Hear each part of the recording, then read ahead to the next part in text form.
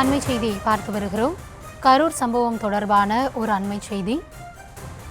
கரூர் துயர சம்பவம் தொடர்பாக சமூக வலைதளங்களில் பகிரப்பட்ட வீடியோக்கள் தொடர்பாக ஆய்வு மேற்கொள்ளப்படுவதாக கூறப்படுகிறது.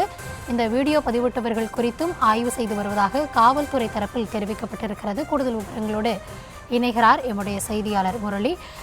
காவல்துறை தரப்பில் என்ன தெரிவிக்கப்பட்டிருக்கு? முழுமையான விவரங்களை வழங்கலாம். வணக்கம். கரூர் தொடர்பாக எந்த விதமான அவதூறுகளும் அதே போன்று சமூக வலைதளங்களில் பதிவிடும் நபர்களை போலீசார் அழைத்து விசாரணை மேற்கொள்ள இருப்பதாக தகவல் தெரிவித்திருக்கிறார்கள். நேற்றைய முன்தினம் தமிழக வெற்றி கழக தலைவர் விஜய் மக்கள் சந்திப்பு நடத்தியிருந்தார். அப்பொழுது அதிகப்படியான கூட்ட நெரிசல் ஏற்பட்டது. இந்த கூட்ட நெரிசலில் 41 நபர்கள் உயிரிழந்திருக்கிறார்கள். இதில் பெண்கள், குழந்தைகள், சிறுவர்கள் என கிட்டத்தட்ட 41 நபர்கள் உயிரிழந்த சம்பவம் தொடர்பாக தமிழகத்தில் ஒரு பெரும் பரபரப்பை ஏற்படுத்தியிருந்தது.